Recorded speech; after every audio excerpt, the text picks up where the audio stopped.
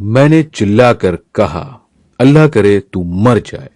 इतने में एक लड़का फोन पर बात कर रहा था, यार अकबर का एक्सीडेंट हुआ है और वो मर गया। एक लड़की अपने शौहर से बहुत नफरत करती थी। एक दिन उसके कजिन ने कहा कि उसे तलाक दे दो, बाकी सब मैं संभाल लूंगा। फिर शौहर के घर आते ही लड़की ने शोर मचा दिया कि मुझे तलाक चाहिए। शौहर यह सुनकर खामोशी से बाहर चला गया। पीछे से बीवी कहने लगी, कुत्ता मरता भी नहीं, अल्लाह करे मर जाए। फिर थोड़ी देर बाद दरवाजे पर किसी ने दस्तक दी तो देखकर बीवी की जान निकल गई। मैं पागल हो जाऊंगी, मेरी शक्ल तो देखो, मैं भिखारिन बन गई हूं। मेरा शौहर मेरे पास बैठकर कहने लगा, तू हर वक्त झगड़ती रहती है, कभी तो मुझसे प्यार से बात कर लिया करो। अब मैं सोच रही थी कि बस इससे तलाक ही लूंगी।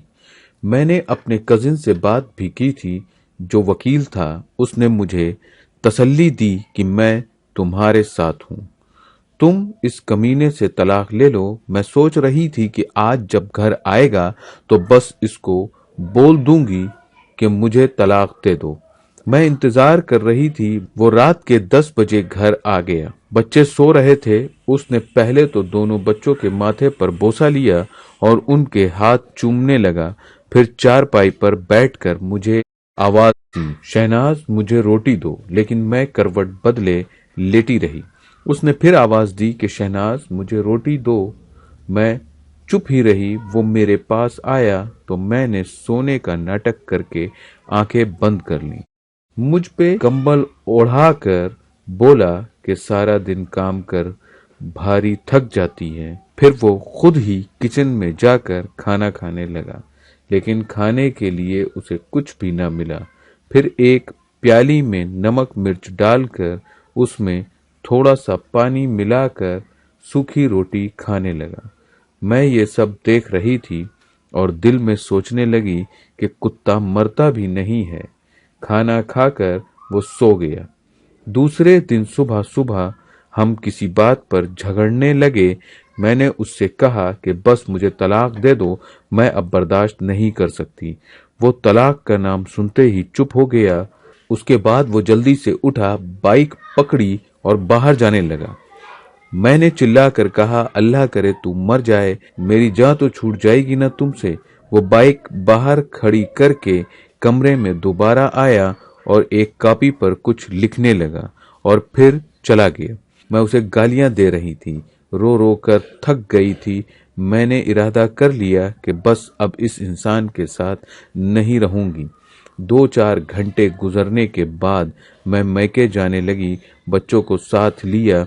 इतने में गली में एक शोर सा बरपा हुआ। मैं रो रही थी कि मेरे दरवाजे के सामने खड़ा था। मैं हैरान थी कि क्या हुआ है। इतने में एक लड़का फोन पर बात कर रहा था, यार अकबर का एक्सीडेंट हुआ है और वो मर गया है। ये सुनते ही जैसे मुझ पर कयामत आ गिरी। मैं साकित हो गई। चारपाई सहन में रखी गई। सब लोग कब्र खोदने की बात करने के, कुछ जनाजे का टाइम देखने लगे। मस्जिद में ऐलान होने लगे। अकबर मेरे सामने चारपाई पर लेटा हुआ था। फिर मैं चीखने चिल्लाने लगी, अकबर उठ जा, मैं कुछ नहीं मानती, मुझे कुछ नहीं चाहिए, मैं तलाक की बात भी नहीं करती। मैं इसके पांव चूमने लगी, अकबर उठ, मेरी जान देख, मैं कहीं नहीं जा रही, मुझे तेरे साथ ही रहना है, मैं भूखी प्यासी रह लूंगी, मुझे यूं छोड़कर ना जा। लेकिन अब बहुत देर हो चुकी थी। अब वो मुझे छोड़कर जा चुका था। मैं चीखती रही। उसके जाने के बाद मुझे दुनिया के रंग नजर आने लगे। मुझे रिश्ते बदलते दिखाई देने लगे। फिर जो अपने थे वो सब मुंह मोड़ने लगे। मैं अकबर के बाद ठोकरें दर बदर ठोकरें खाने लगी। अब बच्चे भी कुछ फरमाइश नहीं करते। वो जानते हैं बाबा अब इस दुनिया में नहीं रहे। मेरे भाई भी मुझसे मुंह मोड़ गए।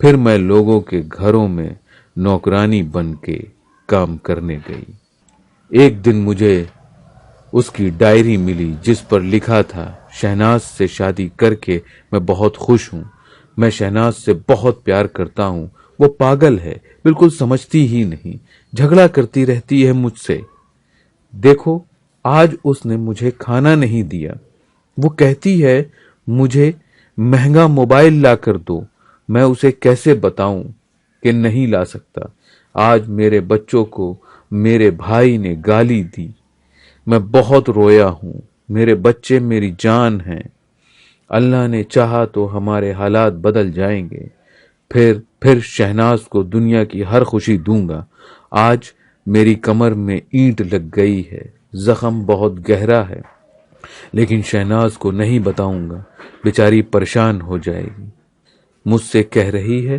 طلاق دے دو، میں اس کے بنا مر جاؤں گا، ابھی وہ غصے میں ہے، ٹھیک ہو جائے گی، میں ڈائری کو سینے سے لگا کر چیخ چیخ کر رونے لگی، ہم سفر تو ہم سفر ہوتا ہے، میرا سایہ تھا، میری ڈھال تھا، اس کے بعد زمانے کی ٹھوکریں میں نے کھا کر میں سمجھ گئی ہوں، میرے دونوں جہاں تھے، کیوں اس کو ستاتی تھی، میں لوگوں کو دیکھ کر بڑے بڑے خواب دیکھتی تھی، کیا میں بخشی جاؤں گی، کیا اللہ مجھے معاف کر دے گا، میں مشکل وقت میں بھی اس کا سہارا اور اس کی ہمت نہ بن سکی، میں مطلب پرست اور لالچی ہو گئی تھی، اب تو اکثر لوگ میری مدد کرتے ہوئے میرے جسم کی بات بھی کرتے ہیں،